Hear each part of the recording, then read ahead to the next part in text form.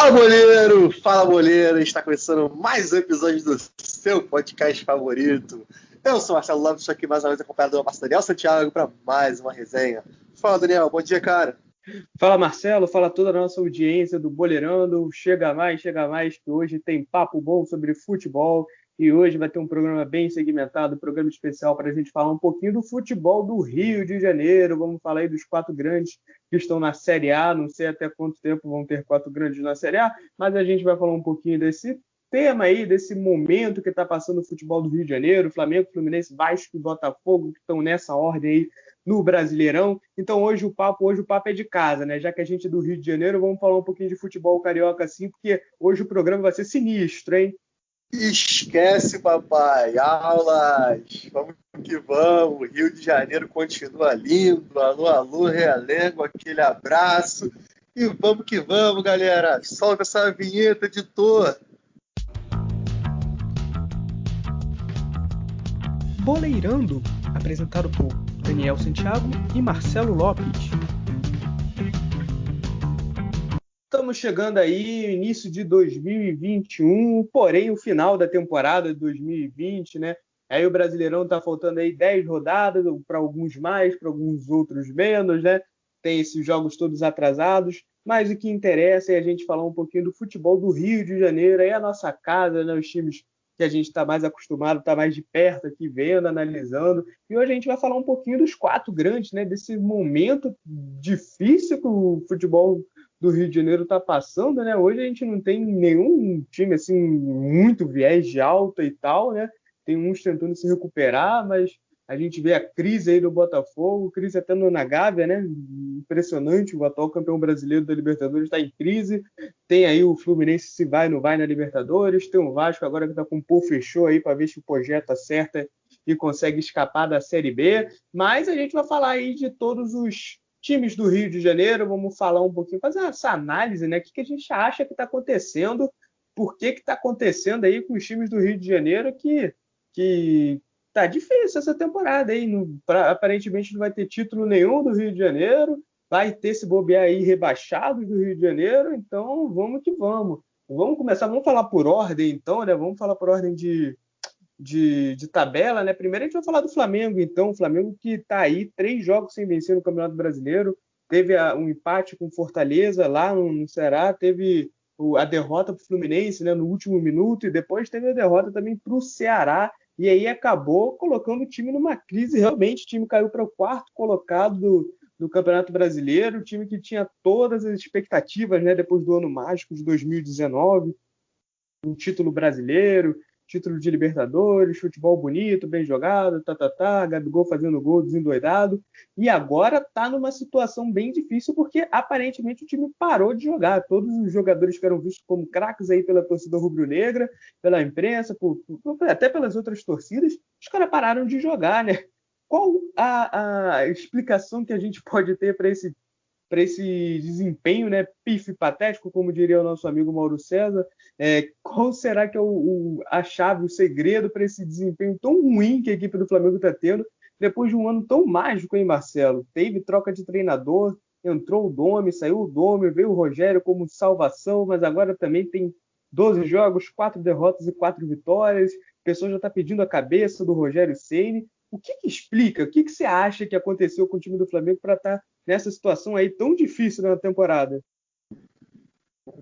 É isso aí, vamos falar agora do Flamengaço, né, do Flamengo, que passa por uma situação realmente delicada, né, sob o comando do Rogério Ceni, ou até descomando, né, segundo alguns torcedores. Eu não enxergo dessa maneira, na real. Eu vejo que a própria panela formada dentro do clube por jogadorzinhos que lá estão fazendo é algo que prejudica muito o ambiente do clube e o trabalho que vem sendo feito pelo Rogério Ceni, que é um excelente treinador. Fez um trabalho muito bom no Fortaleza, a gente elogiou bastante quando o Flamengo contratou. Aqui no nosso podcast a gente sempre falou muito bem do Rogério, porque ele sempre fez trabalhos muito consistentes, então a gente já imaginava que ele fosse fazer um trabalho muito bom no Flamengo, mas não contava com isso, né? Essa questão extracampo que prejudica demais. Jogadores como o Diego, que deveriam ser referência, estão atrapalhando e muito. O Gabriel, com todo respeito a você que é fã dele, do Gabriel Barbosa, que para mim não consigo chamar ele pelo vulgo dele, porque para mim, para o cara ter um vulgo, ele tem que corresponder àquilo e não vem fazendo gol. enfim, só fazia gol fácil também. Um outro ali que ele tinha um certo lampejo ali, conseguia se destacar, porque para mim é um jogador totalmente comum, muita mídia e pouco futebol, fala muito, é um perna. Para quem acompanha aí futebol sabe o que significa perna, um jogador sem humildade, sem postura, um moleque que não cresceu ainda. E eu vejo como alguém que não teve a devida educação ali, né? Por parte de quem deveria o educar, então cresceu achando que era dono do mundo, foi para a Europa, não jogou nada, voltou aqui, fez um golzinho ou outro e achou que era o dono do mundo. Então, isso prejudica muito o trabalho de um treinador. Eu falo assim, por experiência própria, por trabalhar com isso também, né? Como treinador, trabalhar no meio do futebol, você não pode ter jogador mimado do seu time que se acha sendo as atenções, se acha dono do mundo. Então o Flamengo vem sofrendo 5 essas finais formadas dentro do clube. Essa final de 8-5 também é algo que vem prejudicando, que tem a questão do Diego Alves, do Felipe Luiz também. O próprio Diego já citei, tinha o Rafinha que saiu, então é muito complicado. A saída do Rafinha também pode ser algo que evidencie que ele já tinha visto algo no clube que ele não concordava, porque não é possível que um time que ganha tudo no ano seguinte volte assim, com crises internas desse jeito. Algo muito errado dentro aconteceu, a gente não sabe ainda, mas a gente vai saber porque essa bomba vai estourar, já está estourando agora, né? Com esses exposits aí que estão sendo feitos pela torcida no Twitter. Então é algo para a gente estar acompanhando, estar monitorando de perto. E o problema do Flamengo é exatamente essa, na minha opinião, extra-campo, porque os jogadores são bons, são jogadores que renderam muito no passado e que esse ano não estão rendendo. Então é um problema muito maior do que só o futebol. É uma questão de postura, uma questão de conduta, coisa que Diego Alves, Felipe Luiz e principalmente Gabriel Barbosa não estão tendo. Não respeitam o torcedor, não respeitam aqueles que sempre estiveram lá por eles, não respeitam o treinador, não respeitam a diretoria.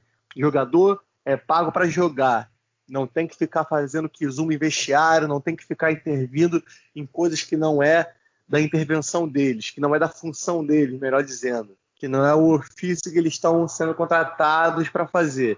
Então, com todo respeito, a diretoria do Flamengo estão sendo omissos com os jogadores, tem que ter um pulso mais firme. O próprio Rogério teria que ter um pulso mais firme também, mas é um treinador que ainda está no seu início de carreira, então, naturalmente, num clube grande era difícil ele ter esse pulso firme que ele tinha no Fortaleza, por exemplo, que era um clube, com todo respeito, menor que o Flamengo. Então, que daqui para frente as coisas mudem, né? Porque é complicado, assim, tendo um olhar profissional, né? Não um olhar como rival para o Flamengo, porque a gente não pode, cara, ver um clube grande passando por coisas assim, vendo jogadores que se acham maior que o clube. Nunca um jogador vai ser maior que uma instituição, jamais. O escudo que vem na frente é muito mais importante que o nome que vem atrás e o número. Então, torcida do Flamengo, abraça esse papo aí, não deixa os jogadores se sentirem maiores que a instituição. Jamais, jamais. Não podem permitir isso. E diretoria do Flamengo, abre esse olho e manda essa laranja podre embora, porque isso só prejudica vocês. Tá aí, então, a crítica contundente do Marcelo. Marcelo, você diria que o senhor Gabriel Barbosa, agora Gabi, é um ingrato, um perninha e um mascaradinho? Muito, muito perna. Ingrato, mascarado e fraco. Digo mais, muito fraco. É titular pelo nome, porque empurrou mais bolinha pro gol embaixo da trave sem goleiro no passado. Porque o Pedro joga muito mais bola que esse mascaradinho aí. É um perninho assim, fraco demais. A gente viu na Europa, quando foi para lá, nem tocava na bola. Os próprios treinadores falavam, como é que chama esse cara de Gabigol, se não faz gol? Fraco demais. Muita mídia e pouco futebol. Pouca humildade também. É o que eu sempre falei. O jogador nunca pode faltar com humildade e respeito. Nunca pode fechar a porta do futebol. Porque hoje você está ali em cima, ganhando salário alto, jogando em time grande. Mas amanhã você vai precisar de uma oportunidade e não vai ter. Por quê? Porque não tem humildade, não tem conduta e principalmente não tem postura. Não é homem, é um moleque. Tá aí, então, né? Eu perguntei só uma coisa, o cara vai lá e desmembrou todo o caráter do Gabriel Barbosa aí. Mas eu não sou dessa opinião tão radical assim. Eu acho que ele é muito bom jogador pro nível brasileiro. Realmente, na Europa não deu certo. Quem sabe se um dia voltar pode dar ou não certo. Acho que para dentro do futebol brasileiro, para consumo doméstico, é um outro nível. Não levaria, por exemplo, para Libertadores, para a seleção brasileira. Mas Gabigol à parte, né, que eu acho que o problema do Flamengo é muito maior que só ele, né? Ele também está envolvido nisso, até pelo papelão que foi ele nesse último jogo contra o Ceará, ir para o banco de reserva com camisa de treino sem chuteira. Gente vai dizer que não tem nada a ver, mas pelo amor de Deus, né? O único que faz isso, a gente sabe que ele não gosta de ficar no banco.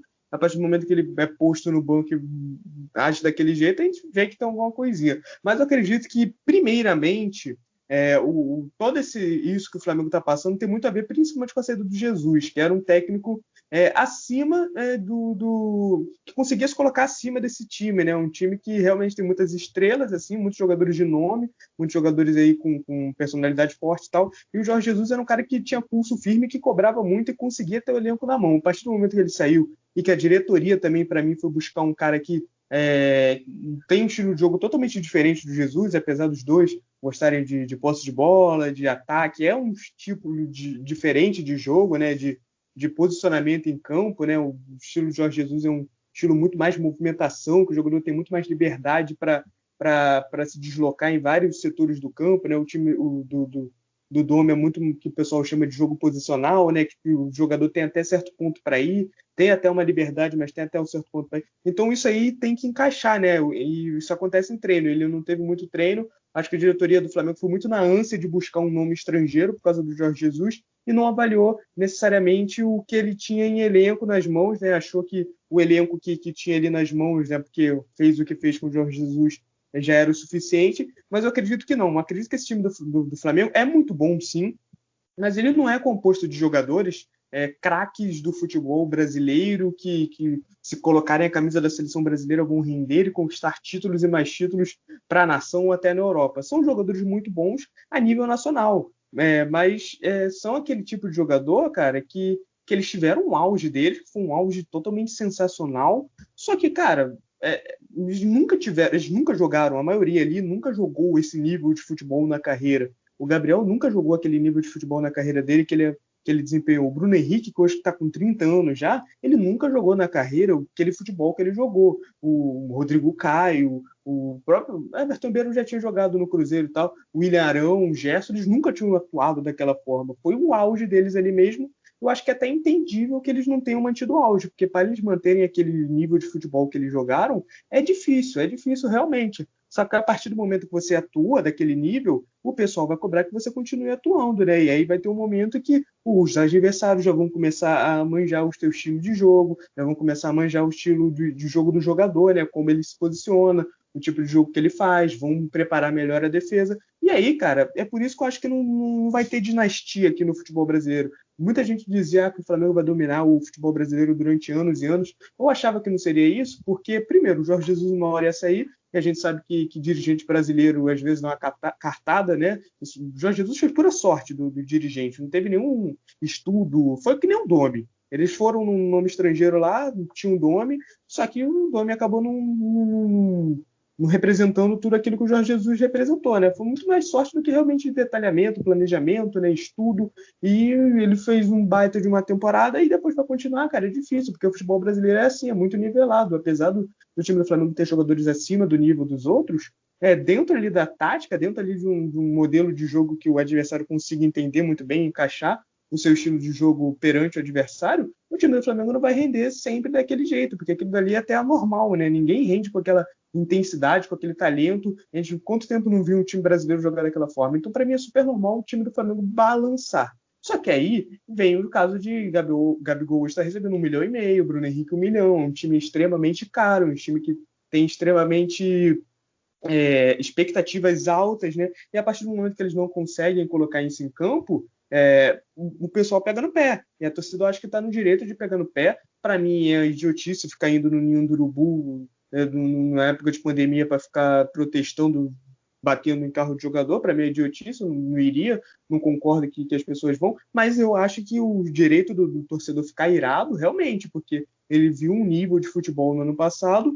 e agora nesse ano não está sendo correspondido. Eu acho que muito vai em cima também dos jogadores que têm que ser cobrados. Muitos jogadores não estão jogando o que estavam jogando. O Felipe Luiz é um exemplo, o Everton Ribeiro, que começou muito bem a temporada, e principalmente depois que voltou da seleção, parou de jogar bola. O próprio Gabriel, que acabou também convivendo com muitas lesões. Hoje, para mim, o Pedro seria o titular. Eu gosto mais do centroavante Pedro do que do centroavante Gabriel. O Bruno Henrique é outro que, apesar dos bons números na temporada, não vem desempenhando um grande futebol. Então, muitos jogadores acabaram jogando mal, e algumas contratações que a gente viu como certas, né, acabaram não dando certo, como o Michael, como o Gustavo Henrique e o Léo Pereira, que eram dois baitas zagueiros aqui no futebol brasileiro, mas eles estão morrendo lá no Flamengo, a ponto de terem perdido a vaga para o Nacan, que é o garoto da base. Então acho que tem muito da culpa dos jogadores e tem culpa da diretoria também, que foi trocar treinador atrás de treinador, com estilos de jogos diferentes, e acha que vai dar fruto porque o time do Flamengo é muito bom. O Rogério Ceni, para mim, é um bom treinador, sim, só demonstrou isso no Fortaleza,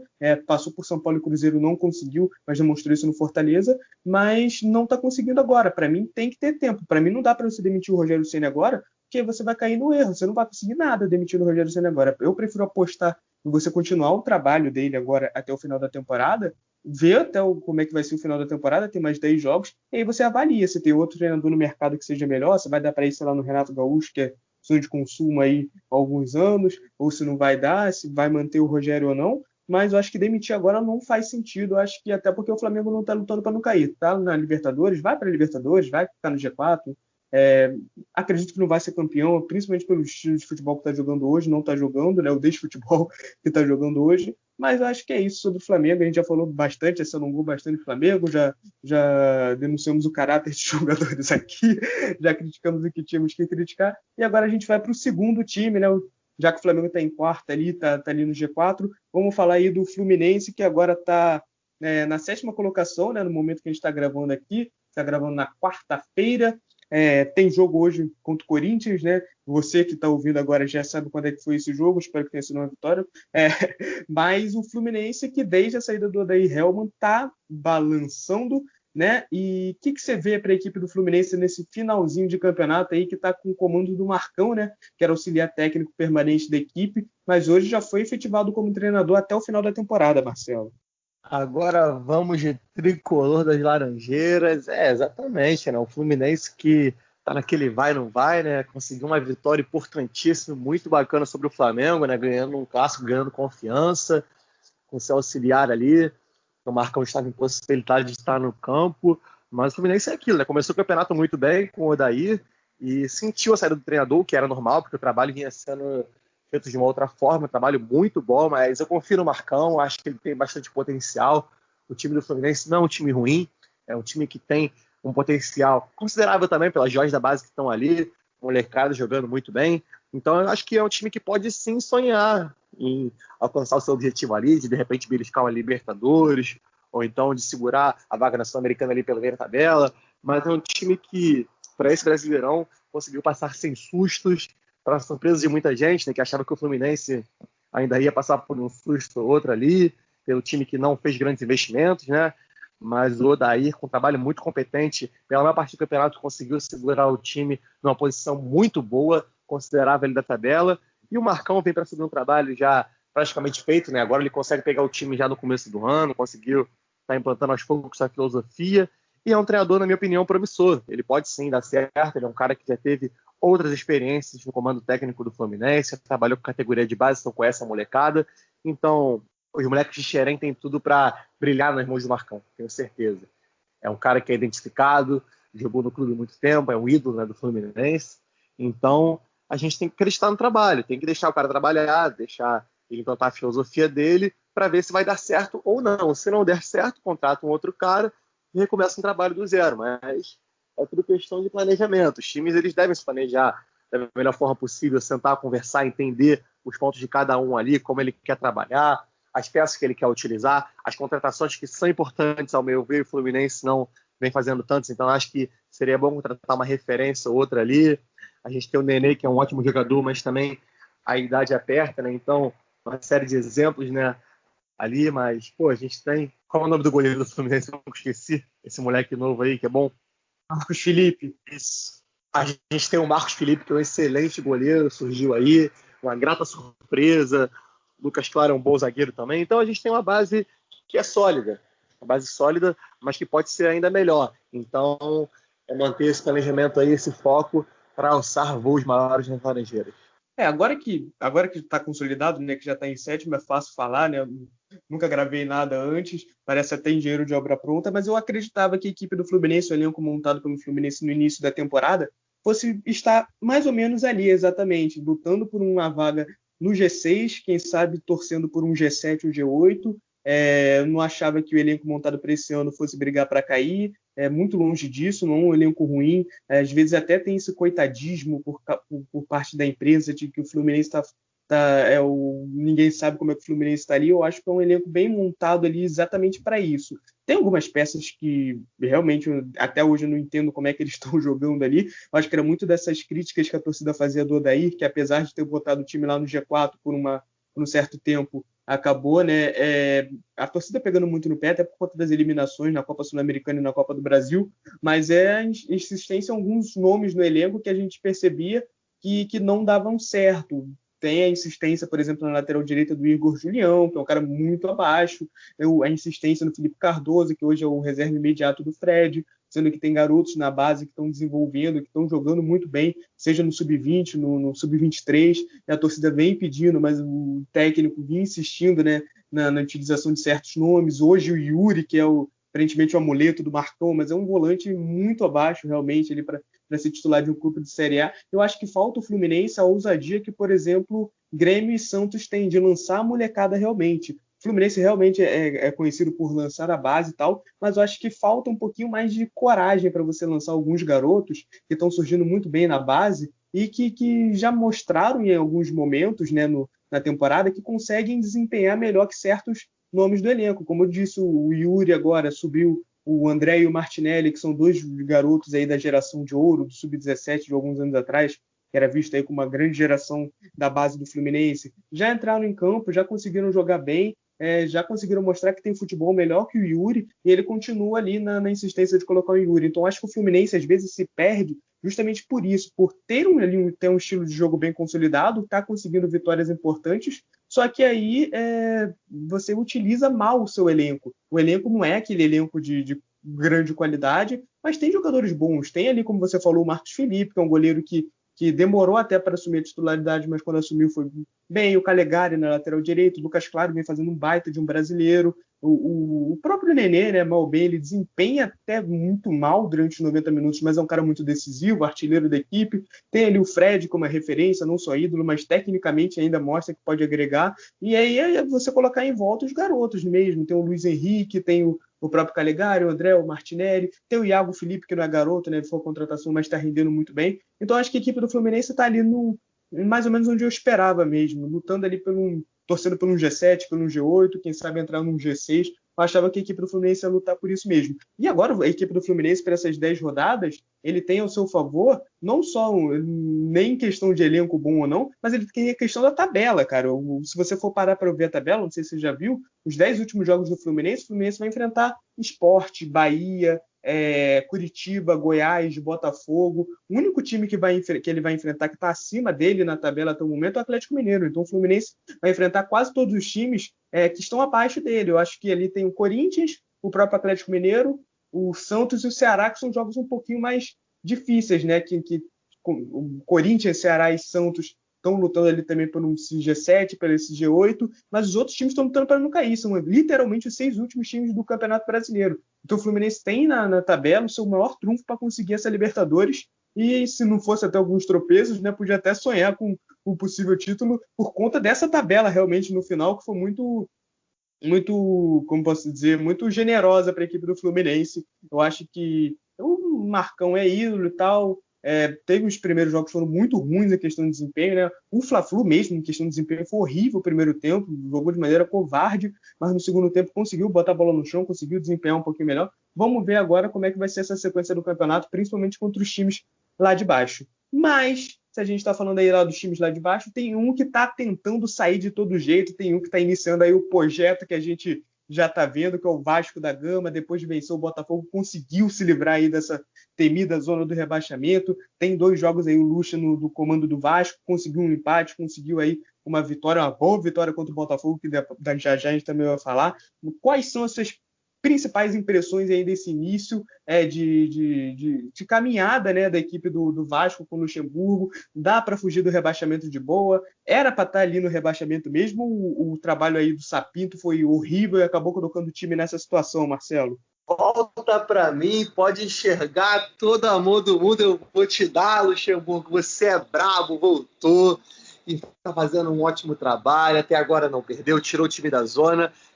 E é sensacional o quanto o professor Luxemburgo, agora ignorando o aspecto tático, o aspecto ali do jogo, o quanto ele consegue entrar na mente dos jogadores, o quanto o psicológico comanda o corpo literalmente, quando o professor Luxemburgo está fazendo a sua preleção ali, que ele olha no olho do cara e fala: irmão, vai jogar bola, mano, você tem potencial, pô, tá apontada pro céu, todo mundo tem que estar apontado pro céu para poder correr atrás desse resultado e sair da zona de confusão, como diz o professor. O Vasco ficou num certo ostracismo, né, durante o campeonato, com o descomando do Sapinto, com o descomando do Ramon ali na parte final dele ali como treinador do time. Então, a gente tem que agradecer pela volta do Luxemburgo, que é um cara que já conhecia o elenco, fez um ótimo trabalho ano passado.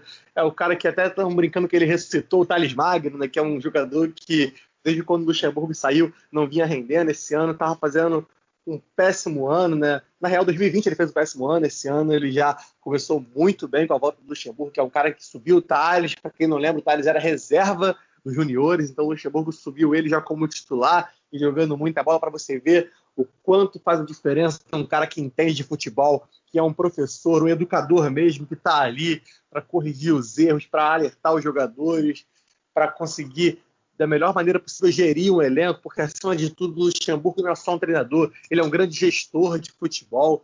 Então, que a gente consiga seguir com esse cara no comando, porque ele só perdeu tempo no Palmeiras, fez um trabalho ali que muita gente questionou, mas a gente está vendo hoje na final da Libertadores, o Abel pegou o time muito bem, com jogadores que o Luxemburgo subiu, né, da categoria de base profissional, então também é um mérito dele, um treinador que é um profissional ímpar, veste a camisa do clube mesmo, dá a vida pelo clube, se entrega e é um profissional incrível. Todo o meu respeito para o grandíssimo professor Vanderlei Luxemburgo. Agora, falando dos jogadores, não tem como dizer, né?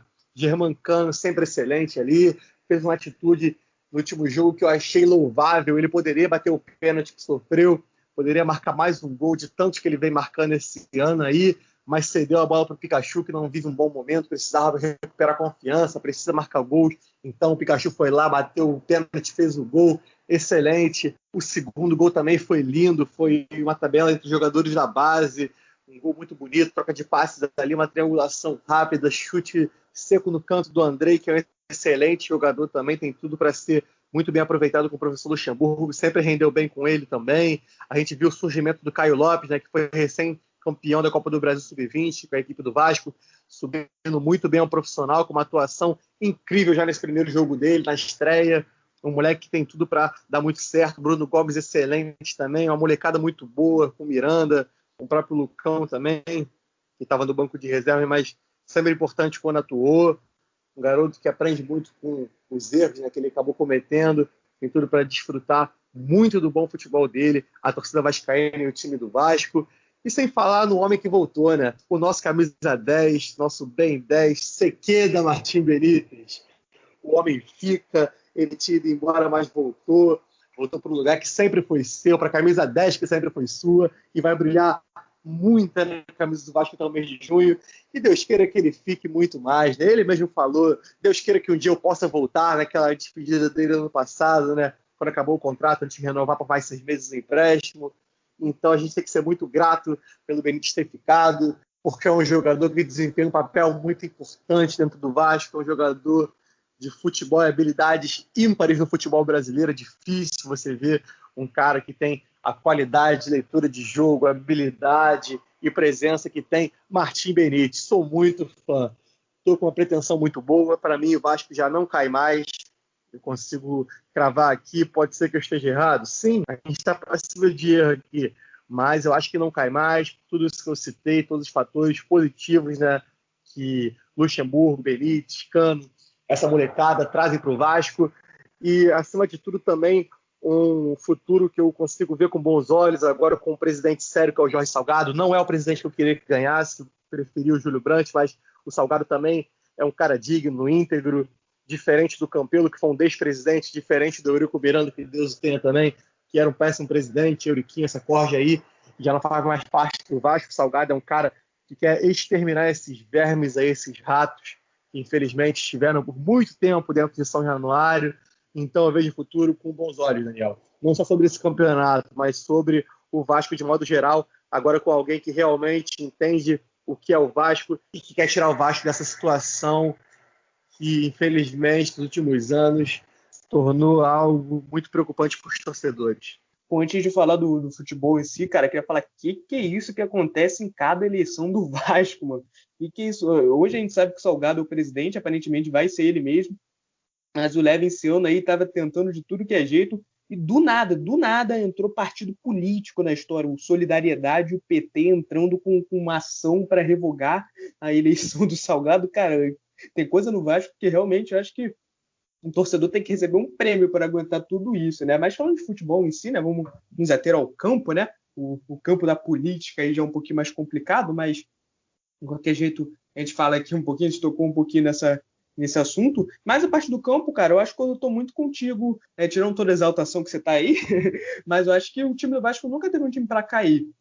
Eu acho que não é um grande time assim, mas é um time ok, um time que dá para lutar ali pelo meio de tabela, que dá para passar sem sustos, e tava passando sustos, então eu acho que você trocar o comando ali foi certo, porque o Sapinto não estava conseguindo entregar nada, cara. Até o Cano tinha parado de fazer o gol. Então, acho que foi um momento certo a troca. Trouxeram alguém que deu certo no passado, né, que conseguiu tirar o Vasco também de uma situação que estava como lanterna e colocar ali numa Sul-Americana, né, conseguiu fazer um trabalho bacana. Eu acho que o Luxemburgo, principalmente, está conseguindo fazer algo que já deveria ser feito, que é resgatar a base, né? É você dar confiança no Thales Magno, que realmente, desde que ele sofreu aquela lesão lá no passado, ele está jogando muito mal. É um jogador que a gente tinha muita expectativa, né? Que estava entregando muito pouco. Ele está conseguindo agora resgatar o futebol do Thales Magno, que jogou muito bem contra o Botafogo. Ele está lançando nomes aí como o Bruno Gomes, dando mais chance para o Andrei, para o Gabriel Peck, né? E o Caio Gomes, que foram jogadores, né? Campeões agora na Copa do Brasil Sub-20, campeões carioca Sub-20 também, né? Então, é uma geração bem bacana. E o Luxemburgo está conseguindo extrair isso, né? Se no Palmeiras eu acho que ele não conseguiu fazer um grande trabalho em questão de desempenho, nisso ele fez muito bem, né? Que foi lançar garotado, Gabriel Menino, Patrick de Paulo e tal. No Vasco ele está tentando fazer isso. Eu acho que a base pode salvar o Vasco, até porque o Vasco não tem um time horrendo para cair. Eu acho que tem ali uma base legal com o Fernando Miguel, com o Leandro Castan, Ricardo Graça, com o próprio Andrei, o Cano, agora a volta do Benítez.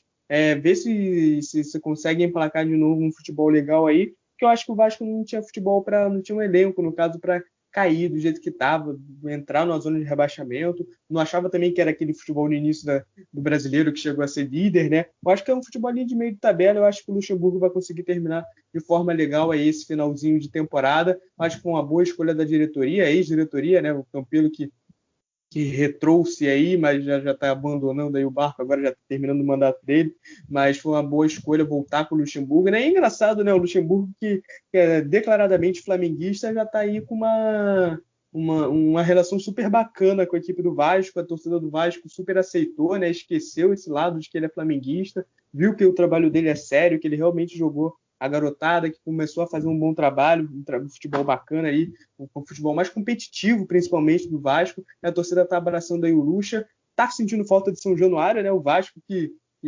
sempre se notabilizou por conseguir vencer jogos em casa, é um dos piores mandantes, né? Conseguiu agora vencer contra o Botafogo, conseguiu retomar o caminho das vitórias em São Januário. Eu acho que esse finalzinho de campeonato aí tem tudo para o Vasco conseguir se levar bem e agora mirar aí uma Sul-Americana para ver se consegue disputar uma competição internacional na próxima temporada. Mas se o Vasco está simplesmente ali, está se livrando do fantasma do Z4, está empurrando muito ali o Bahia, até o Fortaleza, que estão aí em mais crise hoje. Tem outro time que eu acho que a gente já pode declarar que será rebaixado nesse ano. Eu acho que não há mais volta. O Botafogo jogará a Série B de 2021.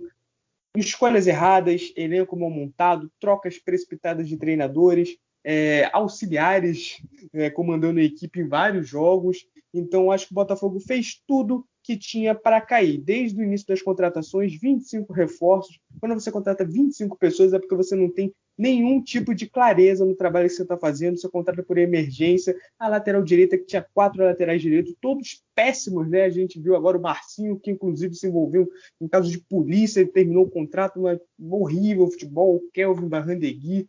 Teve jogadores aí, trouxeram 2 semi-aposentados com pompa que jogaram no futebol europeu, mas que para mim também foram contratações erradíssimas, que foi o Honda e o Kalu, miraram lá no Seedorf e foram péssimos, acabaram errando muito nas contratações.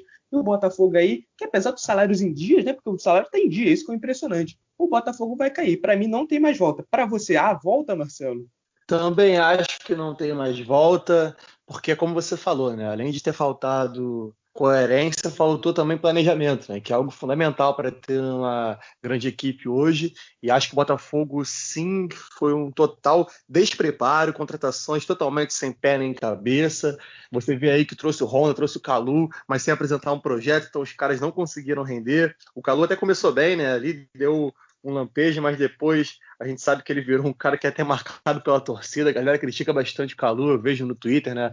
Até amigos meus botafoguenses falam para mim que não curtem o Kalu. Enfim, o Rona também, ele teve aquele episódio lá, né, que sair antes do fim do contrato. Enfim, é complicado, cara. Uma situação que está iminente já. Por isso acho que não tem mais volta. O Botafogo se afundou em suas próprias convicções ou desconvicções, né? Porque foi feito um destrabalho no Botafogo, não teve planejamento nenhum, como eu falei.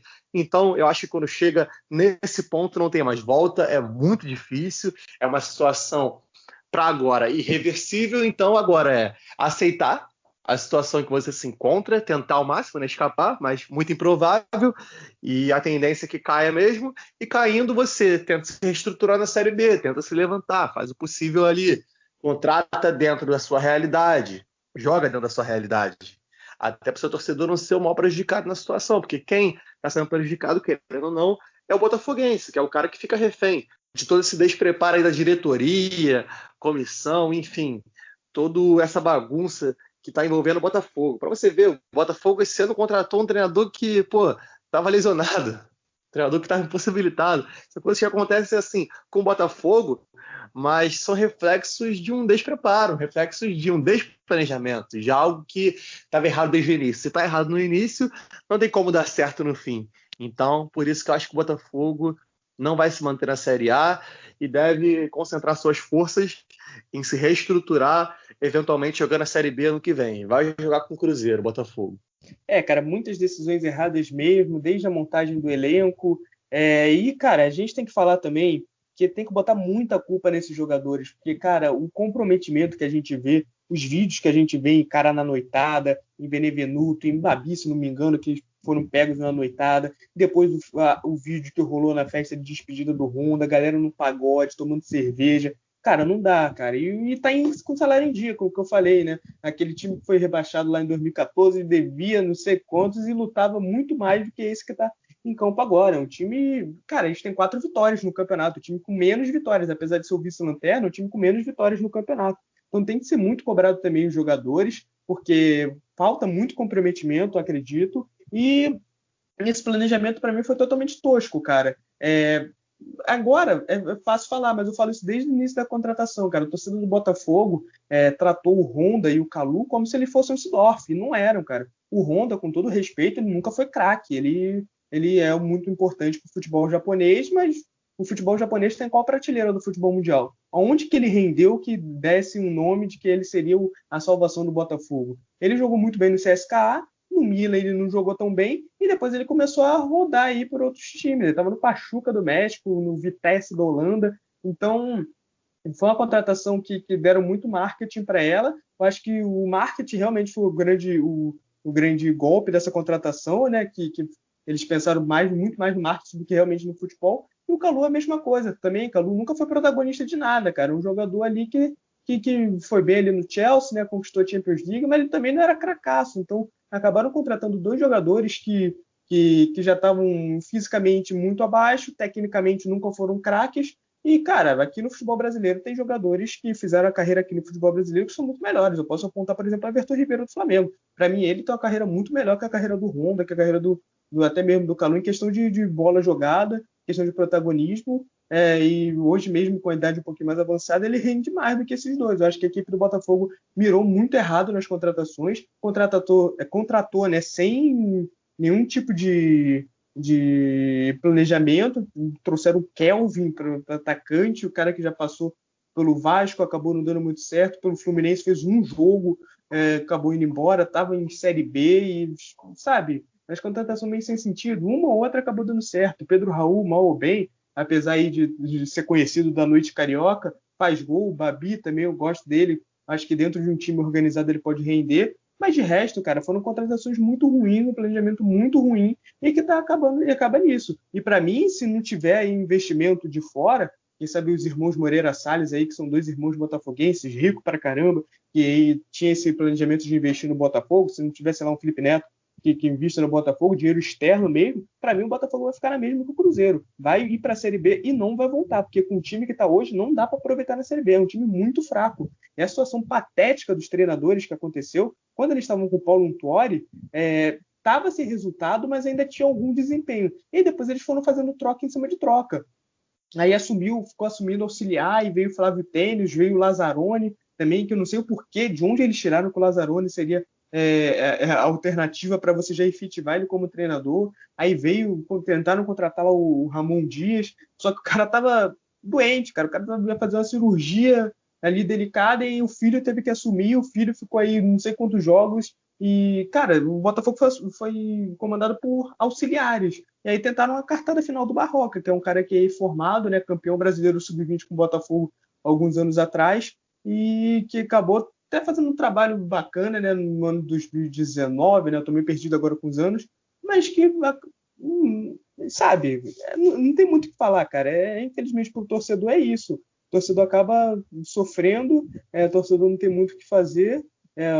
Tinha, né, a esperança aí de sair a Botafogo SA, que para mim também não ia mudar muita coisa. Eu acho que o pessoal vê em clube empresa uma salvação que eu não consigo ver no futebol brasileiro, mas acabou não saindo, acabou muitos planos do Botafogo sendo frustrados, perdeu bilheteria, perdeu de patrocínio, também não tinha muita coisa mais, e para o ano que vem, para a temporada que vem, melhor dizendo, né, 2021, vai ficar muito difícil a situação, porque vai perder cota de TV, vai perder patrocínio, bilheteria com certeza vai diminuir, porque o público em Série B é bem menor. Eu acho que a equipe do Botafogo está perigando aí para ficar a mesma coisa que o Cruzeiro, até porque é um dos clubes que mais devem ir no mercado. Eu acho que o Botafogo tem que abrir o olho mesmo para não virar o time sobe e desce. Eu acho que Botafogo e Cruzeiro estão em situações delicadíssimas. Eu coloco já o Botafogo nessa mesma prateleira do Cruzeiro. Infelizmente, né, o futebol carioca acaba perdendo um dos seus grandes times. Eu acho que o Botafogo está em vias de, se não tiver, como eu falei, esse investimento externo, né, de botarem bastante dinheiro lá dentro, está em vias de ficar se tornando aí um time sobe e desce